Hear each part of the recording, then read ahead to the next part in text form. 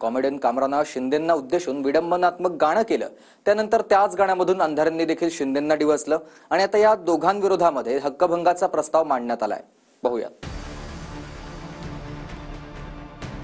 माननीय उपमुख्यमंत्री महोदयांवर केलेले गाणे एक प्रकारे सभागृहाचा अवमान आहे, म्हणून श्रीमती अंधारे व कुणाल कामरा याच्या विरुद्ध मी हक्कभंगाची सूचना देत आहे। पाखंडी लोक पुढे करून काही शिखंडी लोक त्याचा आधार घेत आहेत। कॉमेडियन कुणाल कामरासह सुषमा अंधारे यांच्यावर विधानसभा आणि विधान परिषद अशा दोन्ही ठिकाणी हक्कभंगाचा प्रस्ताव आणलाय। त्यामुळे कुणाल कामरासह अंधारेंच्या अडचणी वाढणार आहेत। श्रीमती सुषमा अंधारे यांनी प्रस्तुत प्रकरणी भाष्य करताना व्यक्त केलेली खालच्या पातळीवरील भाषा व श्री कुणाल कामरा यांनी हेतू पुरस्पर माननीय उपमुख्यमंत्री महोदयांवर वैयक्तिक व उपरोधिक केलेले गाणे यातील भाषा एक प्रकारे सभागृहाचा अवमान आहे, म्हणून श्रीमती अंधारे व कुणाल कामरा याच्या विरुद्ध मी हक्कभंगाची सूचना देत आहे। खऱ्या अर्थाने आमच्या विधिमंडळाचा अपमान झालेला आहे। अशा पद्धतीने परत ते वक्तव्य त्या ठिकाणी हेतू पुरस्कार जर करीत असतील, श्रीमती सुषमा अंधारे यांच्या विरोधात हक्कभंगाची सूचना मान्य करावी व ती विशेष अधिकार समितीकडे पाठवावी। आता हक्कभंग म्हणजे काय तेही समजून घेऊया। लोकप्रतिनिधी अर्थात आमदार खासदारांचा अपमान केल्यास हक्कभंग प्रस्ताव आणला जातो। ज्या व्यक्तीविरोधात हक्कभंग प्रस्ताव आणला त्यांना बाजू मांडण्याची संधी दिली जाते। त्यानंतर समज द्यायची की शिक्षा याचा निर्णय विधिमंडळाची हक्कभंग समिती घेते। शिक्षा म्हणून समज देणे, दंड आकारणे, अटक करून काही दिवस जेल किंवा सभागृहाचं कामकाज होईपर्यंत उभं राहणे अशा काही स्वरूपाच्या शिक्षा असतात। माझ्यावर हक्कभंग प्रस्ताव आणण्यासारखं मी असं कोणतं विभत्स कृत्य केलेलं आहे? मी सभागृहात 56 जण पायाला बांधून फिरतेची भाषा केलेली आहे का? सभागृहातल्या कुठल्याही सदस्याला मी एकेरी उल्लेख केलेले आहेत का? सभागृहातल्या कुठल्याही सदस्याचा अवमान होईल अशा भाषेत त्यांना अर्वाच्य शिवीगाळ केलेली आहे का? किंवा सभागृहाबद्दल काही खोटी माहिती मी पुरवलेली आहे का? सभागृहात बिभत्स हातवारे करणाऱ्या लोकांवर तुम्ही हक्कभंग कधी आणणार आहात? 56 जणांना पायाला बांधून फिरते या वाक्याचा संदर्भ अंधारेंनी हक्कभंगावरून दिलाय। ते वक्तव्य विधान परिषदेच्या भाजपच्या आमदार चित्रा वाघ यांनी अनिल परब यांच्या विरोधात केलं होतं। मग अशा भाषेवरून हक्कभंग का नाही असा सवालही अंधारे यांनी विचारलाय। तुम्हालाच उत्तर देते मी, घाबरत नाही तुम्हाला। तुमच्यासारखे 56 पायाला बांधून फिरते चित्रा वाघ, समजलं काय? आणि इथे काय असे वशिल्याने आलेलो नाही आहोत हे पण सांगते तुम्हाला। ठाणे की रिक्षा चेहरे पे दाढी असं म्हणत गद्दार नजर आए अशा विडंबनात्मक गाण्यामधून कामरानं अप्रत्यक्षपणे एकनाथ शिंदेंवर निशाणा साधला आणि तेच गाणं अंधारेंनीही गायलं। त्यामुळे दोघांनीही उपमुख्यमंत्री आणि विधिमंडळाचा अपमान केल्याचं सत्ताधाऱ्यांचं म्हणणं आहे।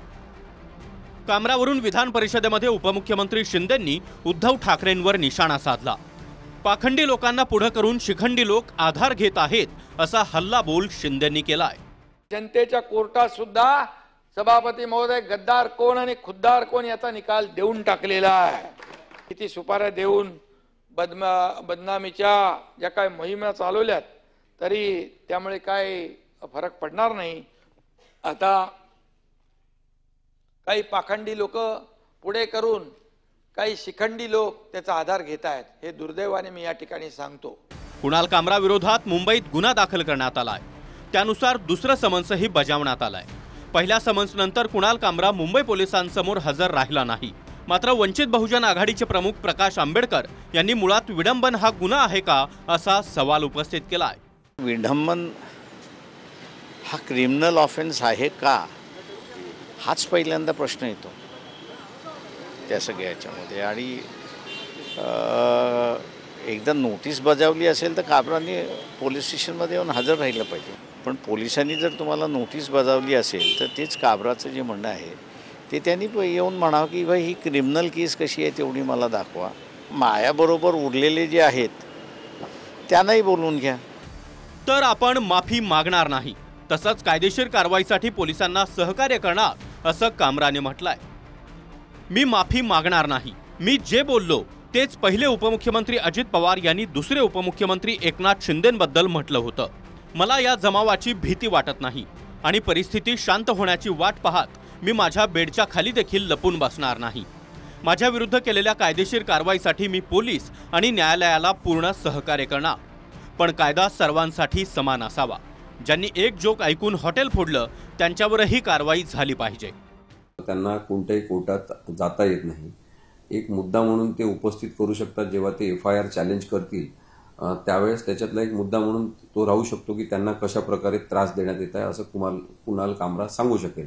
परंतु हक्कभंगाची कारवाई जी आहे ती विधानसभेचा विशेषाधिकार आहे आणि विधानसभेच्याच दालनात त्याच्यावरची कार्यवाही होत असते. त्यामुळे कुणाल कामराला तिथे त्याचं म्हणणं सांगण्यासाठी बोलवलं जाईल.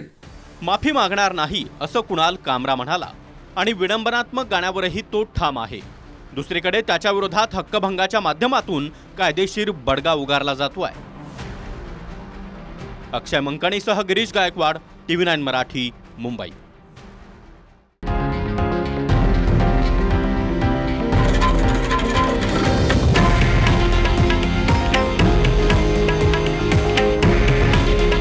हे आहे देशातील नंबर 1 न्यूज नेटवर्क आणि आपण पाहत आहात TV9 मराठी. काळजी तुमची, हित महाराष्ट्राचं.